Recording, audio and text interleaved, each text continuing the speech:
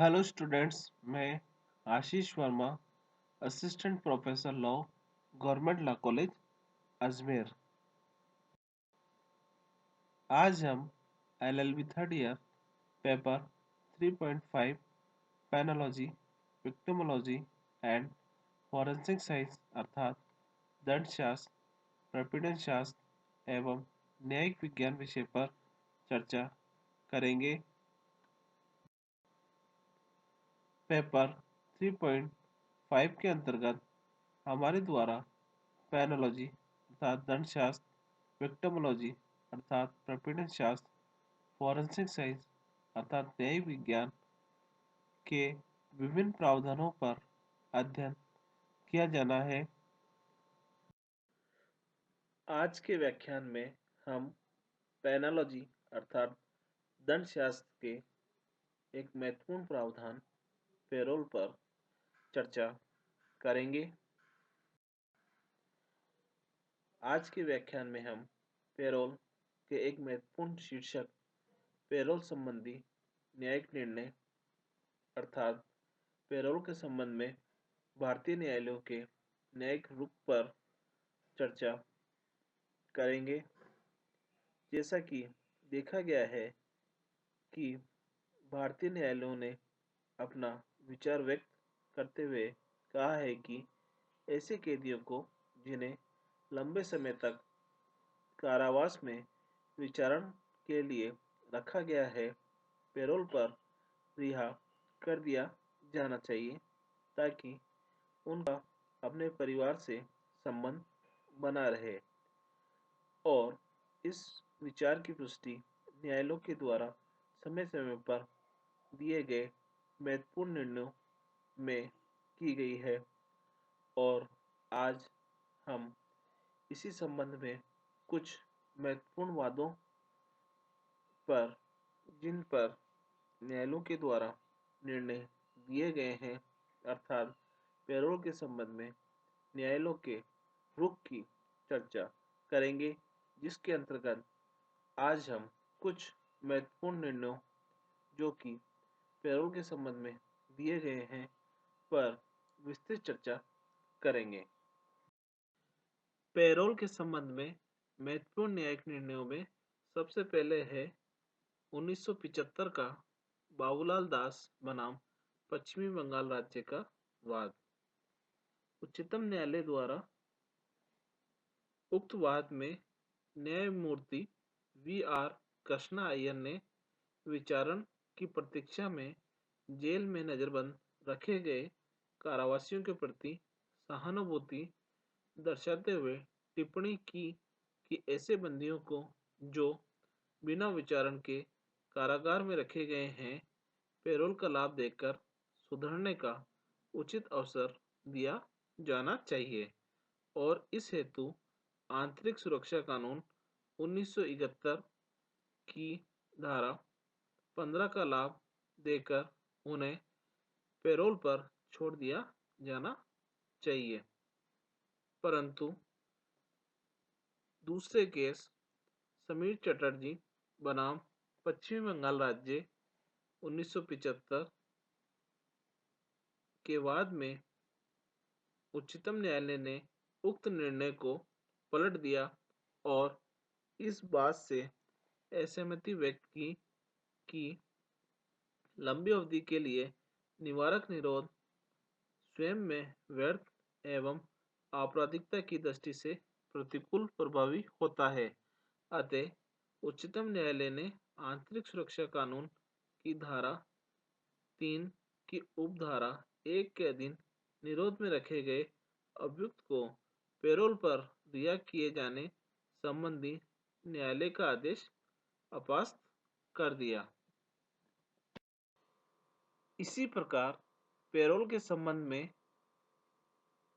हीरालाल मलिक बनाम बिहार राज्य AIR 1977 के वाद में उच्चतम न्यायालय ने अभी निर्धारित किया कि लंबी अवधि के लिए दंडित बंदियों को निश्चित अंतरालों में कुछ समय के लिए पेरोल पर छोड़ा जाना उचित होगा, परंतु उनकी इस प्रकार अस्थायी रूप से पैरोल पर रिहाई के दौरान यह सुनिश्चित किया जाना आवश्यक है कि वे इस अवधि में सदाचरण बरतते हैं और पैरोल की अवधि समाप्त होते ही कारागार में वापस लौट आते हैं। इस वाद में अभियुक्त को भारतीय दंड संहिता की धारा 326 के अधीन गंभीर उपपत्ति कारित करने के अपराध के लिए 8 वर्ष के कारावास के दंड से दंडित किया गया था। अपराध की घटना के समय अभियुक्त की आयु केवल 12 वर्ष की थी। पटना उच्च न्यायालय ने अभियुक्त की किशोरावस्था को ध्यान में रखते हुए उसकी कारावधि 8 वर्ष से घटाकर 4 वर्ष कर दी। इसके विरुद्ध अपील में उच्चतम न्यायालय ने निर्देश दिया कि उक्त 4 वर्ष की कारावधि में अभियुक्त को निश्चित अंतरालों में बीच बीच में पैरोल पर छोड़ा जाए ताकि वह समाज से पूरी तरीके से कटने न पाए तथा पशुवत न हो जाए। परंतु न्यायालय ने यह भी कहा कि कारावासित व्यक्ति को उचित अंतरालों में पैरोल पर छोड़े जाने के पूर्व यह सुनिश्चित कर लिया जाना चाहिए कि कारागार के बाहर कारावासी का व्यवहार एवं आचरण उचित रहेगा और वह पैरोल की अवधि समाप्त होते ही पुनः कारागार में वापस लौट आएगा। इस वाद में उच्चतम न्यायालय ने अभिकथन किया कि बंदियों के मानसिक तनाव को दूर करने के लिए एक कारगर उपाय यह है कि उसे अपने परिवारजनों से मिलने जुलने के अधिक अवसर उपलब्ध कराए जाएं। यदि कारावासी के पारिवारिक संबंधों को पूर्णतया विच्छिन्न कर दिया जाए तो वह पशुवत हो जाएगा और उसमें अमानुषता आना अवश्यंभावी है। अतः हमारे विचार में इस अपीलार्थी को पैरोल स्वीकृत किया जाना उचित होगा। हम न्यायालय अपेक्षा करते हैं कि पैरोल प्राधिकारी अपीलार्थी के समान कैदियों का मूल्यांकन करके उन्हें उचित अवधि के लिए पैरोल का लाभ देकर रिहा करे। अब अगला वाद है हरि सिंह बनाम हरियाणा राज्य 1993 का केस के मामले में पंजाब एवं हरियाणा उच्च न्यायालय ने विनिश्चित किया कि केवल इस निस्सार आधार पर कि पैरोल पर छोड़ने पर कारावासी सार्वजनिक व्यवस्था को खतरा उत्पन्न कर सकता है न्यायोचित नहीं होगा जब तक कि इसके लिए कोई ठोस आधार न हो। पैरोल के संबंध में अगला वाद है 1979 का धर्मवीर बनाम उत्तर प्रदेश राज्य का। उक्त मामले में उच्चतम न्यायालय ने दीर्घकालीन कारावधि भोग रहे कैदियों को बीच बीच में निश्चित अवधि के लिए पैरोल पर छोड़े जाने की अनुशंसा की ताकि समाज से उनका संपर्क बना रहे। इस वाद में अभियुक्त को आजीवन कारावास से दंडित किया गया था और उसे दंड में कमी की जाने की कोई गुंजाइश नहीं थी।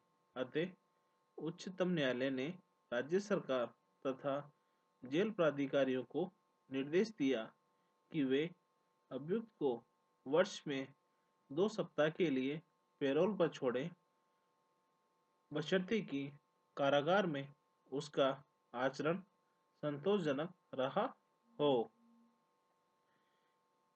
अगला वाद है श्रीमती पूनमलता बनाम वाधवन तथा अन्य का AIR 1987 का वाद। उक्त मामले में नजरबंद अभियुक्त को भारत नेपाल सीमा प्रदेश में विदेशी मुद्रा की तस्करी के अपराध में conservation of foreign exchange and prevention of smuggling activities act 1974 के अंतर्गत बंदी बनाया गया था और बाद में विचारण की प्रतीक्षा में उसे पैरोल पर छोड़ दिया गया। उच्चतम न्यायालय के समक्ष विचारणीय प्रश्न ये था कि पैरोल की अवधि को सजा मानकर अभियुक्त की सजा में से कम किया जा सकता है अथवा नहीं। न्यायालय ने निर्णय दिया कि पैरोल की अवधि को निरोध की अवधि की गणना के लिए नहीं गिना जाना चाहिए।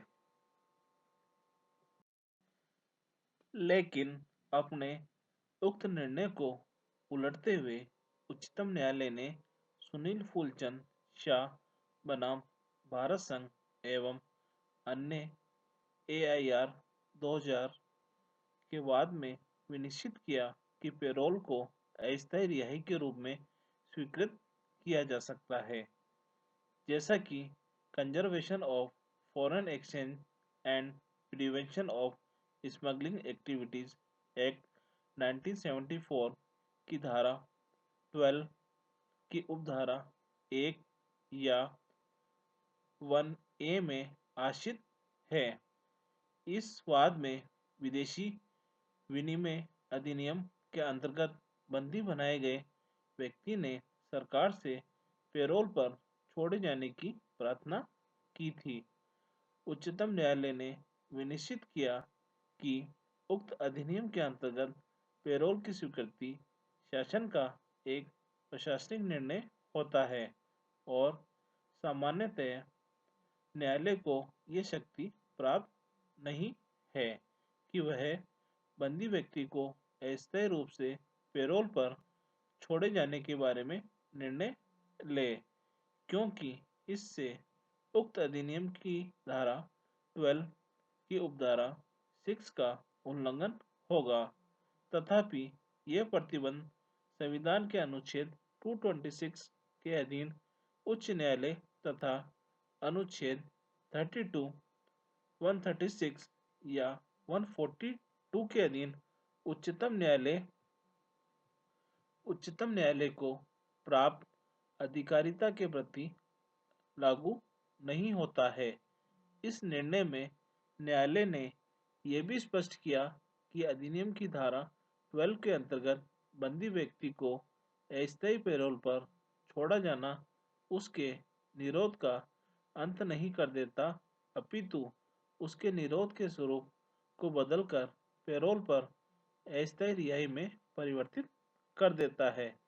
दूसरे शब्दों में पैरोल की अवधि की गणना निरोध की कुल अवधि में की जाएगी जब तक कि इस संबंध में नियम अन्यथा विहित न हो। अगला वाद है 1987 का गुरदीप बग्गा बनाम दिल्ली प्रशासन के मामले में उच्चतम न्यायालय ने आजीवन कारावास भोग रहे अपीलार्थी की माता की बीमारी के आधार पर उसकी देखभाल हेतु पैरोल पर रिहा किए जाने की याचिका को अस्वीकार करते हुए अभिनिर्धारित किया कि पूर्व में अपीलार्थी निरंतर 2 वर्षों तक पैरोल पर रिहा किया जा चुका है तथा उसकी बीमार माता की देखभाल करने के लिए उसकी 2 बड़ी बहनें थीं। तथापि आजीवन कारावास से दंडित इस कैदी के प्रति उदार रुख अपनाते हुए उच्चतम न्यायालय ने उसे वार्षिक अवकाश दिए जाने की अनुशंसा की ताकि वह अपने परिवार से जुड़ा रहे और समाज से उसका संपर्क टूटने न पाए। पैरोल के संबंध में अगला वाद है 1985 का केसर सिंह गुलेरिया बनाम हिमाचल प्रदेश राज्य के वाद में विनिश्चित किया गया उच्चतम न्यायालय द्वारा विनिश्चित किया गया कि कारावासियों को अस्थायी तौर पर पैरोल पर रिहा करने का निर्णय लेते समय संबंधित पैरोल अधिकारियों को इस बात का ध्यान रखना चाहिए कि यदि गरीबी और धनहीनता के कारण कारावासी बंद पत्र या प्रतिभूति देने की देने की स्थिति में न हो तो केवल इस आधार पर उसे पैरोल पर मुक्त किया जाने से वंचित नहीं रखना चाहिए। निर्धन कारावासियों को पैरोल पर छोड़ते समय पैरोल अधिकारियों से अपेक्षित है कि वे पैरोली की पारिवारिक एवं सामाजिक स्थिति पर विचार करके उनसे बंधपत्र या प्रतिभूति लेने की शर्त को शिथिल कर दे। अगला वाद है 1976 का किशन लाल बनाम दिल्ली प्रशासन के वाद में उच्चतम न्यायालय ने जालसाजी के अपराध के लिए दंडित अभियुक्त की कारावधि को उसकी गरीबी या आर्थिक आवश्यकता के आधार पर लघुकृत करने से इनकार करते हुए अभिनिर्धारित किया कि आर्थिक आवश्यकता को दंड कम किए जाने का सुसंगत आधार नहीं माना जा सकता।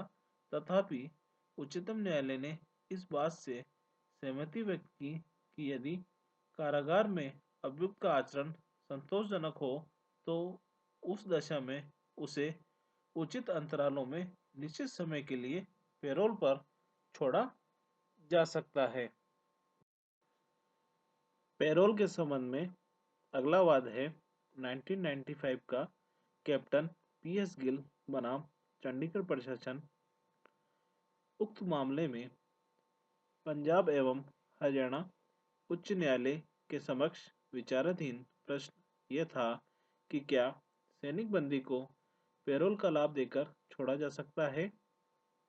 इस मामले में न्यायालय ने विनिश्चित किया कि यदि सैनिक अधिकारी को सैन्य न्यायालय द्वारा सिद्ध दोष पाए जाने पर सिविल कारागार में भेज दिया गया हो जहां वह कारावधि भुगत रहा हो तथा इस कारण उसे सेवा से निकाल दिया गया हो तो ऐसी दशा में सैनिक प्राधिकारियों द्वारा ये सोचना गलत होगा कि बर्खास्तगी तथा सजा के कारण दंडित सैनिक अधिकारी के प्रति सेना अधिनियम 1950 लागू नहीं होगा उसे उसे सिविल जेल भेज दिए जाने के कारण सैनिक प्राधिकारियों को उसे पैरोल पर छोड़ने की अधिकारिता नहीं है। उच्च न्यायालय ने निर्णय दिया कि सैनिक अभियुक्त को नौकरी से बर्खास्त करके सिविल जेल भेज दिए जाने पर भी सेना अधिनियम 1950 की धारा 179 एवं धारा 123 खे के अधीन सेना प्राधिकारियों को उसके दंड में फेरबदल करने या उसे अन्यत्र अंतरित करने या पैरोल पर छोड़ने की अधिकारिता होगी। अतः न्यायालय ने सैन्य प्राधिकारियों को निर्देश दिया कि जिला मजिस्ट्रेट की संतुष्टि होने पर अभियुक्त को 4 सप्ताह के लिए पैरोल पर छोड़ा जाए। पैरोल के संबंध में अगला वाद है 2004 का हरियाणा राज्य बनाम हसमत। उक्त मामले में अभियुक्त बर्बरतापूर्ण हत्या के अपराध का मुख्य आरोपी था। उसने अपने दंड के विरुद्ध अपील करते हुए अपील के दौरान दंड को निलंबित रखे जाने की मांग इस आधार पर की थी कि पैरोल की अवधि में उसने कभी भी अपनी स्वतंत्रता का दुरुपयोग नहीं किया था तथा वह पैरोल की शर्तों का यथावत अनुपालन करता रहा है।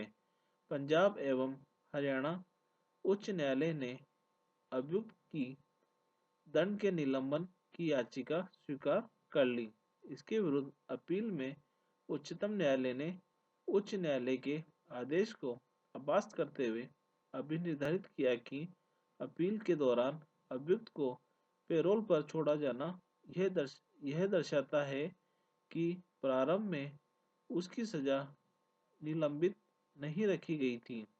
अतः उच्च न्यायालय द्वारा केवल इस आधार पर अभियुक्त के दंड को निलंबित रखे जाने का आदेश पारित किया जाना कि उसने पैरोल का दुरुपयोग नहीं किया था स्वयमेव उचित कारण नहीं माना जा सकेगा जब तक कि न्यायालय ने मामले से जुड़े सभी पहलुओं पर गंभीरतापूर्वक विचार करके अपील काल में दंड के निलंबन के बारे में अलग से विचार न किया हो।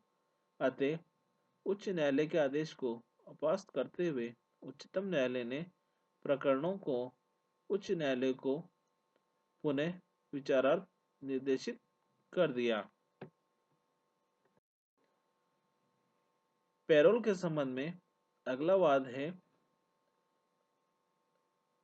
अरविंद यादव बनाम रमेश कुमार एवं अन्य 2003 का वाद।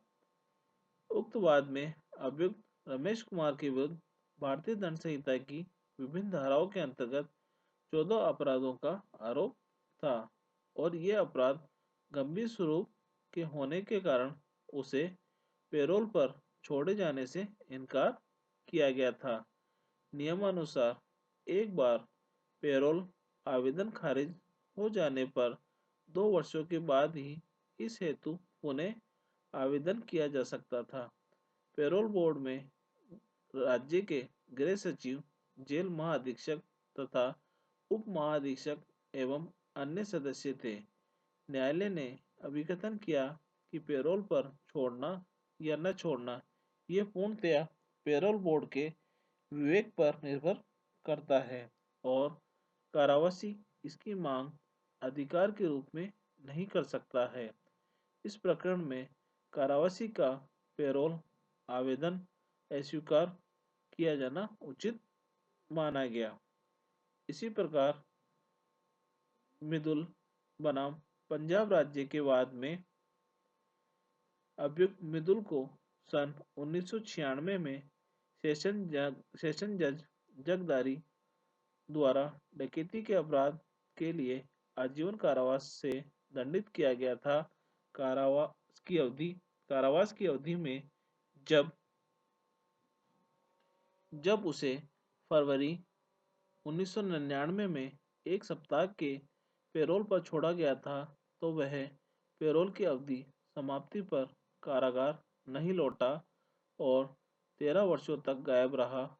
अंततः उसे 17 फरवरी 2012 को अंबाला पुलिस द्वारा गिरफ्तार किया गया और अंबाला जेल में रखा गया। उसने सन 2016 में हरियाणा पैरोल पर रिहाई अधिनियम 1988 के अंतर्गत 4 सप्ताह के पैरोल हेतु आवेदन किया, जिसे अम्बाला के संभागीय आयुक्त ने अस्वीकार कर दिया क्योंकि वह एक बार पैरोल का उल्लंघन कर चुका था। इसके विरुद्ध अभियुक्त मृदुल ने पंजाब एवं हरियाणा उच्च न्यायालय में याचिका दायर की। उच्च न्यायालय के न्यायाधीश सुरेंद्र गुप्ता ने याचिका निरस्त करते हुए अभिकथन किया कि पैरोल कारावास के बंदी को दी जाने वाली एक रियायत है, न कि अधिकार। ऐसा कैदी जो एक बार पैरोल की अवधि लांघ कर 13 वर्षों तक फरार रहा हो, उसे पैरोल का लाभ नहीं दिया जाना पूर्णतः उचित है, क्योंकि ऐसे बंदी पुनः पैरोल लांघने की संभावना से इनकार क्योंकि ऐसे बंदी के पुनः पैरोल लांघने की संभावना से इनकार नहीं किया जा सकता है। पैरोल के संबंध में अब है 1976 का सुरेश चंद्र बनाम गुजरात राज्य का वाद। उच्चतम न्यायालय ने उक्त प्रकरण में पैरोल को प्रत्यावर्तीता रोकने का एक सुगम एवं सुलभ दंडशास्त्रीय नवपरिवर्तन निरूपित किया है। न्यायालय ने कारागारों में कैदियों की भीड़ कम करने के लिए पैरोल का खुलकर प्रयोग किए जाने पर विशेष बल दिया है। यह अपराधी को समाज में पुनर्वासित होने के लिए अवसर देने का सर्वोत्तम उपाय है। अगला है रतन बनाम पंजाब राज्य AIR 1980 का वाद। उक्त मामले में उच्चतम न्यायालय के न्यायाधीश कृष्णा अय्यर ने स्पष्ट कहा कि सिद्ध दोषी के निर्धन परिवार के विषय में राज्य को प्रासंगिक पेरोल एवं सुधारात्मक पाठ्यक्रमों के लिए उचित आवेदन पर विचार करना चाहिए। इस प्रकार आज हमारे द्वारा पेनोलॉजी अर्थात दंडशास्त्र के एक महत्वपूर्ण प्रावधान पेरोल के टॉपिक पेरोल संबंधी न्यायिक निर्णय अर्थात पेरोल के संबंध में न्यायिक रुख के बारे में विस्तृत चर्चा की गई, जिसके अंतर्गत हमारे द्वारा विभिन्न महत्वपूर्ण वादों में उच्चतम न्यायालय के द्वारा दिए गए पेरोल के संबंधी निर्णयों पर विस्तृत चर्चा की गई और इस प्रकार हमारे द्वारा आज के व्याख्यान तथा पूर्व के व्याख्यानों में पेरोल से संबंधित विभिन्न शीर्षकों पर विस्तृत चर्चा की गई। धन्यवाद।